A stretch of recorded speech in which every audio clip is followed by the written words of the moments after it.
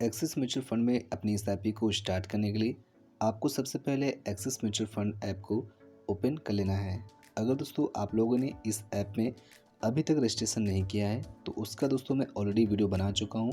बहुत ही simple process है, अपने पैन कार्ड और कुछ डिटेल्स के माध्यम से आप इसमें रजिस्ट्रेशन आसानी से कर पाएंगे। इस ऐप को ओपन करने के बाद आपका जो इंटरफेस है इस तरीके से आता है। अब यहाँ पे आपको एक ऑप्शन मिलेगा इन्वेस्ट नाउ का। आपको सिंपली इन्वेस्ट नाउ वाले ऑप्शन पे टिक कर देना है। अब यहाँ पे आपके सामने दो ऑप्शन आते हैं, एक आता है एसआईपी का और दूसरा आता है दोस्तों लमसम का। म्यूचुअल फंड में इन्वेस्टमेंट करने के दो तरीके होते हैं, या तो आप एसआईपी के माध्यम से कर सकते हैं या फिर आप लमसम के माध्यम से भी कर सकते हैं। तो एसआईपी का सिंपल मतलब यही होता है कि आपके अकाउंट से ऑटोमेटिक पैसे कट के आपके म्यूचुअल फंड में इन्वेस्टमेंट होते रहेंगे, जैसे कि आप लोग सेट करेंगे डेट के अकॉर्डिंग। ठीक है, इसके बाद हमको एसआईपी वाले ऑप्शन पे टिक कर देना है। तो चलिए दोस्तों हम लोग एसआईपी पे टिक कर देते हैं। अब यहाँ पे आपको एसआईपी वाले ऑप्शन पे टिक कर देना है। अब यहाँ पे आपको कई सारे ऑप्शन मिलेंगे। यहाँ पे आपको इस तरह का इंटरफेस आ जाएगा। इसको दोस्तों हम थोड़ा सा ऊपर करेंगे, स्क्रॉल करेंगे और यहाँ पे कुछ म्यूचुअल फंड आपको ये सजेस्ट करेगा। ठीक है, तो यहाँ पे आपको दोस्तों इस चीज़ का ध्यान रखना है, कभी भी किसी म्यूचुअल फंड में इन्वेस्टमेंट करने से पहले आपको उस म्यूचुअल फंड के बारे में आपको गूगल जरूर कर लेना है। आई मीन दोस्तों, आपको ये देख लेना है कि जिस म्यूचुअल फंड में हम इन्वेस्टमेंट करने जा रहे हैं उसने पिछले 5 सालों में 10 सालों में कैसा परफॉर्मेंस रहा है, या फिर इस म्यूचुअल फंड में कहाँ कहाँ इन्वेस्टमेंट किया है। तो इन सब चीज़ों को दोस्तों देखने के बाद अपने हिसाब से ही आपको अपने म्यूचुअल फंड को सिलेक्ट करना है। ठीक है, तो यहाँ पे आपको कई सारे म्यूचुअल फंड्स मिल जाएंगे और यहाँ पे आने के बाद आपको नीचे एक ऑप्शन मिलेगा व्यू ऑल स्कीम का। ठीक है, तो आपको इसी व्यू ऑल स्कीम पे टिक कर देना है। टिक करने के बाद आपको इस तरह का इंटरफेस आ जाएगा। यहाँ पे अगर आप चाहें तो अपने सर्च को फ़िल्टर कर सकते हैं। तो आपको दोस्तों अपने फ़िल्टर के हिसाब से यहाँ पे फ़िल्टर कर लेना है। अगर आपको ऑल म्यूचुअल फंड को देखना है तो यहाँ पे ऑल पे टिक कर सकते हैं। अगर आपको डेब्ट, इक्विटी या फिर हाइब्रिड या फिर इंडेक्स फंड किसी भी तरीके से आपको सर्च करना हो और रिस्क भी यहाँ पे आप फ़िल्टर कर पाएंगे, तो आपको दोस्तों अपने हिसाब से आप फ़िल्टर करके म्यूचुअल फंड को सर्च कर लेना है। तो यहाँ पे अभी हम इंडेक्स फंड पे क्लिक करेंगे और यहाँ पे अप्लाई पे टिक कर देंगे। अब इसके बाद आप देख सकते हैं यहाँ पे जो म्यूचुअल फंड हमको शो हो रहे हैं वो सारे के सारे इंडेक्स फंड हैं। यहाँ पे देख सकते हैं एक्सिस निफ्टी 100 इंडेक्स फंड है और आप नीचे देखेंगे तो यहाँ पे एक्सिस निफ्टी 50 इंडेक्स फंड है। ठीक है, तो आप इस तरीके से म्यूचुअल फंड को सिलेक्ट कर लेंगे। अब दोस्तों यहाँ पे मान लेते हैं कि हम इस म्यूचुअल फंड में इन्वेस्टमेंट करना चाह रहे हैं। तो अब इसमें इन्वेस्टमेंट करने के लिए आपको यहाँ पे डिटेल्स पे क्लिक करना है। तो आपको सिंपली डिटेल्स पे क्लिक कर देना है। तो दोस्तों इस म्यूचुअल फंड की जो भी यहाँ पे डिटेल्स होगी आपको यहाँ पे शो हो जाएगी। आपको स्क्रॉल करना है ऊपर की ओर और यहाँ पे इसकी जो भी चीज़ें हैं आप यहाँ पे देख पाएंगे। तो सिंपली आपको यहाँ पे आने के बाद एक डिटेल्स का ऑप्शन मिलेगा। आप इसकी जानकारी को ज़्यादा जानने के लिए आपको डिटेल्स पे क्लिक करना है, ताकि इस म्यूचुअल फंड के बारे में और भी आप यहाँ पे जानकारी को चेक कर पाएँ। यहाँ पे आने के बाद आपको इस तरह का इंटरफेस मिलेगा। यहाँ पे आप कैलकुलेशन या फिर बहुत सारी चीज़ें हैं जो कि आप यहाँ पे देख सकते हैं। आपको यहाँ पे एक ऑप्शन मिलेगा ओवरव्यू का, जो कि आपको ये ऑप्शन मिलेगा। आपको इस पर क्लिक करना है तो आप इसकी जो भी और जानकारी है वो आप यहाँ पे चेक कर पाएंगे, जैसे कि इसके मैनेजर कौन है, वो सारी डिटेल्स को आप यहाँ पे देख पाएंगे। ठीक है, इसके बाद यहाँ पे एक और ऑप्शन मिलता है पोर्टफोलियो का, आप ये देख सकते हैं। तो ये ऑप्शन आप देख सकते हैं पोर्टफोलियो का। आप पोर्टफोलियो पे भी क्लिक करेंगे तो इसकी और जानकारी जो होंगी वो आपको यहाँ पे शो होंगी। यहाँ पे दोस्तों इस म्यूचुअल फंड ने किस किस सेक्टर में अपना इन्वेस्टमेंट किया हुआ है वो आपको यहाँ पे शो करेगा। ठीक है, जिस म्यूचुअल फंड में आप एसआईपी को स्टार्ट करने जा रहे हैं, इन्वेस्टमेंट करने जा रहे हैं, उस म्यूचुअल फंड ने किस किस सेक्टर में इन्वेस्टमेंट किया हुआ है वो आप यहाँ पे चेक कर पाएंगे। आप यहाँ देख सकते हैं जो हमने यहाँ पे म्यूचुअल फंड को सेलेक्ट किया है उस म्यूचुअल फंड में यहाँ पे टॉप 5 सेक्टर यहाँ पे दिए हुए हैं। ठीक है, तो इस तरीके से आप अपने किसी जो आप म्यूचुअल फंड सेट करेंगे वहाँ पे आप वो चीज़ चेक कर पाएंगे पोर्टफोलियो वाले ऑप्शन में कि इस म्यूचुअल फंड ने किस किस सेक्टर में कितना कितना परसेंटेज वहाँ पे इन्वेस्टमेंट किया हुआ है। ठीक है, आप देख सकते हैं यहाँ पे फाइनेंशियल सर्विस सबसे ज़्यादा है और यहाँ पे 35.71% का इन्वेस्टमेंट यहाँ पे किया हुआ है। तो इस तरीके से सबके परसेंटेज यहाँ पे अलग अलग दोस्तों हो सकते हैं। अब दोस्तों अगर आपको देखना हो, कंपनी के नाम भी देखना हो कि किस किस कंपनी में इन्वेस्टमेंट किया गया है, तो आपको यहाँ पे एक ऑप्शन और मिलेगा, आपको इसे इशूर वाले ऑप्शन पे टिक कर देना है। अब यहाँ पे देख सकते हैं टॉप 10 यहाँ पे कंपनियाँ दिखा रही हैं। आप देख सकते हैं HDFC बैंक लिमिटेड है, रिलायंस इंडस्ट्री लिमिटेड है। तो इस तरीके से आपको यहाँ पे टॉप 10 जो कंपनी होंगी वो आपको यहाँ पे शो हो जाएंगे। इतना करने के बाद आपको एक ऑप्शन और मिलता है अबाउट का, आपको इस पर टिक करना है। अब यहाँ पे आप देख सकते हैं दोस्तों, मैं आपको ये जानकारी इसलिए बता रहा हूँ ताकि जब भी आप किसी म्यूचुअल फंड में इन्वेस्टमेंट करने चलें तो आपको उस म्यूचुअल फंड के बारे में थोड़ा बहुत दोस्तों पता होना चाहिए कि जिस म्यूचुअल फंड में हम इन्वेस्टमेंट करने जा रहे हैं वो म्यूचुअल फंड किस किस सेक्टर में या फिर क्या उसकी जानकारी है। उस जानकारी को दोस्तों आपको एक बार ज़रूर चेक कर लेना चाहिए। अबाउट में दोस्तों क्लिक करने के बाद आप यहाँ पे देख सकते हैं एंट्री लोड यहाँ पे NA है। आई में दोस्तों यहाँ पे एंट्री लोड नहीं है। आई में दोस्तों इसमें इन्वेस्टमेंट करने का कोई भी चार्ज आपको नहीं पड़ेगा। इसके बाद यहाँ पे एग्जिट लोड दिखा रहा है नील। आई में दोस्तों यहाँ पे कोई कंडीशन नहीं है। कई बार हमने देखा है कि कई सारे म्यूचुअल फंड में जब आप पैसे को निकालते हैं तो वहाँ पे कुछ कंडीशन रख देते हैं। जो मैंने यहाँ पे म्यूचुअल फंड को सेट किया है वहाँ पे आप देख पाएंगे कि यहाँ पे एग्जिट लोड यहाँ पे कुछ भी नहीं है। एग्जिट लोड का दोस्तों मतलब होता है जब आप पैसे को निकालते हैं उसी को हम बोलते हैं एग्जिट लोड। तो यहाँ पे आप पैसे को निकालेंगे तो वहाँ पे आपका कोई भी चार्ज दोस्तों नहीं लगेगा। तो इस चीज़ को दोस्तों आप यहाँ पे देख पाएंगे। अब दोस्तों हमने सारी चीज़ों को देख लिया है, इसके बाद हमको फाइनल करना है। अब यहाँ पे एक ऑप्शन मिलेगा इन्वेस्ट का, आपको इसी इन्वेस्ट वाले ऑप्शन पे टिक कर देना है।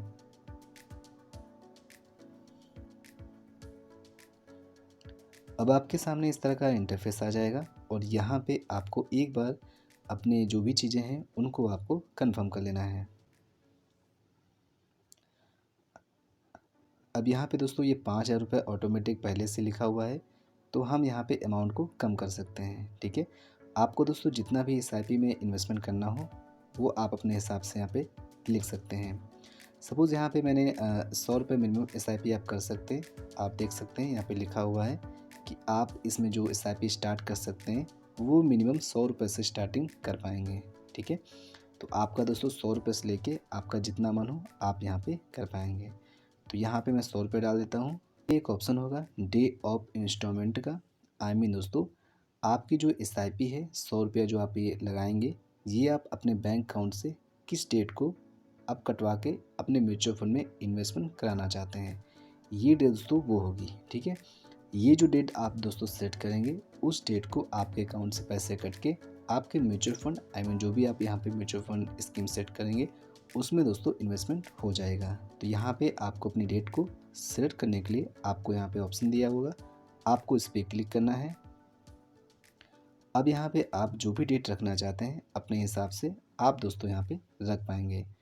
तो यहाँ पे मैं डेट को सेट कर ले रहा हूँ, उसके बाद डन कर देंगे।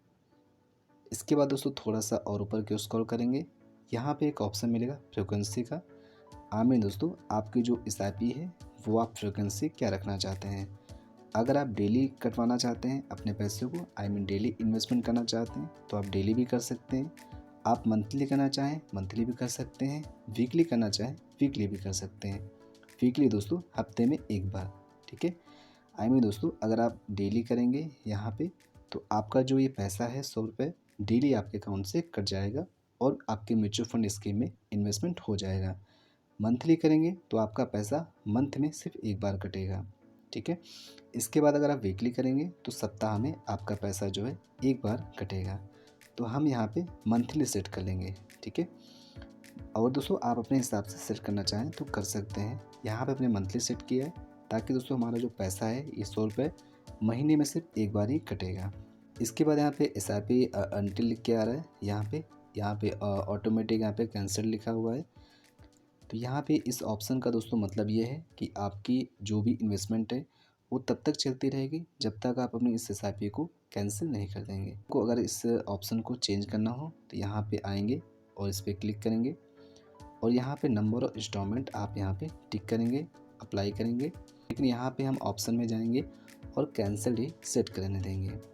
इससे दोस्तों होता क्या है कि हमारा जो पैसा है वो पर मंथ हमारे अकाउंट से कट के म्यूचुअल फंड में जाता रहेगा, और जब हमारा मन होगा या फिर जब हमारे पास बजट की दिक्कत होगी, कुछ भी ऐसा इशू होगा, तो हम सिंपली जाके अपनी एसआईपी को कैंसिल कर देंगे। ठीक है, इतना करने के बाद आपको यहाँ पे एक ऑप्शन मिलेगा लमसम का, और अगर आप चाहें तो अपना जो पैसा है वो लमसम के माध्यम से भी यहाँ पे ऐड कर सकते हैं। लेकिन दोस्तों हम आपको लमसम का जो एक प्रोसेस है वो अलग से एक टॉपिक बनाएंगे और प्रॉपर उसमें आपको जानकारी देंगे। यहाँ पे सिर्फ हम आपको एसआईपी के बारे में ही बताएंगे। इतना करने के बाद आपको यहाँ पे दोस्तों ऐड टू कार्ट पे क्लिक कर देना है। तरह का इंटरफेस आ जाएगा। यहाँ पे एक बार आपको सारी इन्फॉर्मेशन को एक बार दोस्तों चेक कर लेना है। इसके बाद आप यहाँ पे अपने जो भी यहाँ पे म्यूचुअल फंड सेट किया है वो आप यहाँ पे चेक कर पाएंगे। और दोस्तों आपको एक बार चेक जरूर कर लेना है। ठीक है, यहाँ पे आपको एक बार अपने जो भी इन्वेस्टमेंट करने चल रहे हैं तो वहाँ पे एक बार अपने म्यूचुअल फंड स्कीम को देख लेना है कि ये वही म्यूचुअल फंड स्कीम है जो कि हमने अभी सेट किया था। इतना होने के बाद आपको यहाँ पे नीचे आना है, स्क्रॉल कर लेना है। आपको यहाँ पे एक ऑप्शन मिलेगा कंटिन्यू का, आपको सिंपली यहाँ पे कंटिन्यू वाले ऑप्शन पे टिक कर देना है।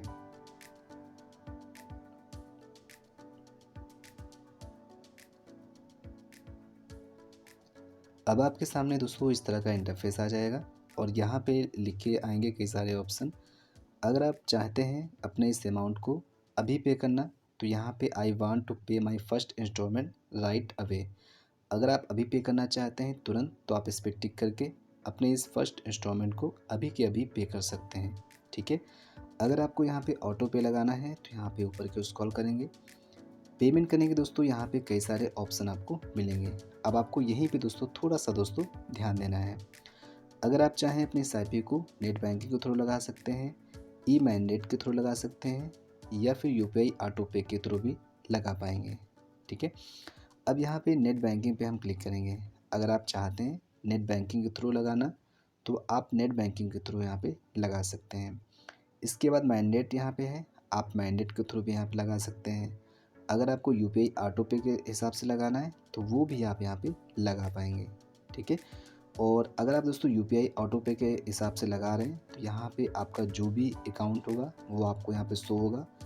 अब आपको दोस्तों कई सारे लोग होते हैं जो मैंडेट अमाउंट में कन्फ्यूजन हो जाता है। मैंडेट दोस्तों अमाउंट वो होता है, आपको यहाँ पे एक लिमिट होती है।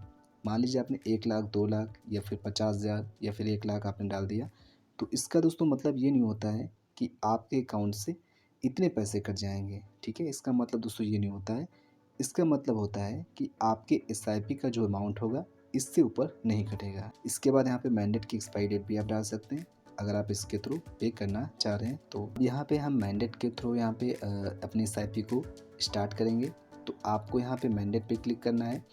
इसके बाद यहाँ पे आपको टर्म एंड कंडीशन वाले बॉक्स पे क्लिक कर देना है जो कि आपको ही मिलेगा। सिंपली इस पर क्लिक कर देंगे। इसके बाद यहाँ पे ऑप्शन नीचे लिखा हुआ होगा registered a new mandate and पे, आपको इस पर क्लिक करना है।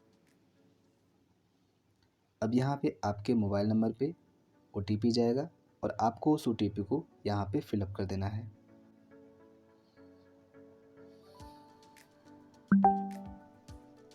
दोस्तों ओटीपी को आने के बाद आपको यहाँ पे कंटिन्यू बटन पे टिक कर देना है। अब इसके बाद आपको यहाँ पे बैंक को सेट कर लेना है जिस भी बैंक में आप मैंडेट को लगाना चाहते हैं। अब यहाँ पे ई मैंडेट की एक्सपायरी डेट पूछ रहा है तो यहाँ पे सेट करेंगे और अनटिल दोस्तों कैंसिल लिख देंगे। जब तक हम इस ई मैंडेट को कैंसिल नहीं करेंगे तब तक हमारी जो एसआईपी है वो ऑटोमेटिक दोस्तों कटती रहेगी।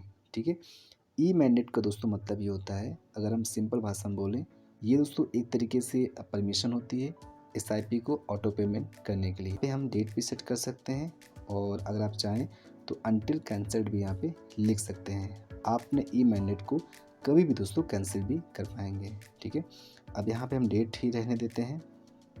इसके बाद यहाँ पे हम कंटिन्यू पे क्लिक करेंगे। अब यहाँ पे मैंडेट एक्सपायरी डेट भी आप डाल सकते हैं कि ये जो आप मैंडेट लगा रहे हैं ये आप कब तक लगाना चाहते हैं। ठीक है, तो दोस्तों इस मैंडेट को आप एक्सपायरी डेट लिखना चाहें तो लिख सकते हैं या फिर आप इसको डेट को आप अनटिल कैंसिल्ड भी कर सकते हैं। इसके बाद यहाँ पे कंटिन्यू पे क्लिक करेंगे। अब दोस्तों इस मैंडेट को कभी भी आप कैंसिल कर सकते हैं, आपको इसके लिए परेशान नहीं होना है। आपको यहाँ पे एक तरीके से परमिशन देनी है अपनी एसआईपी को ऑटो पे करने के लिए, ठीक है। मैंडेट अमाउंट यहाँ पे 1 लाख ऑलरेडी पड़ा हुआ है, तो मैं ऑलरेडी यहाँ पे 1 लाख रहने देता हूँ, ठीक है। दोस्तों यहाँ पे जो अमाउंट लिखा हुआ है 1 लाख रुपए, ये दोस्तों आपके अकाउंट से कटेगा नहीं। ये एक तरीके से आपको परमिशन दी जाती है एसआईपी को ऑटो पे करने के लिए, ठीक है। इसके बाद यहाँ पे फाइनल आपको यहाँ पे नीचे ऑप्शन मिलेगा रजिस्टर्ड एंड पे विथ ई मैंडेट, आपको इसी पे क्लिक कर देना है। इसके बाद दोस्तों ऑथेंटिकेट पे क्लिक करने के बाद आपके सामने इस तरह का इंटरफेस आ जाएगा। अब यहाँ पे आपने जो ई मैंडेट को सेट किया है उसको जो प्रोसेस है दोस्तों, आप या तो अपने डेबिट कार्ड या फिर आप नेट बैंकिंग के थ्रू कंप्लीट कर पाएंगे।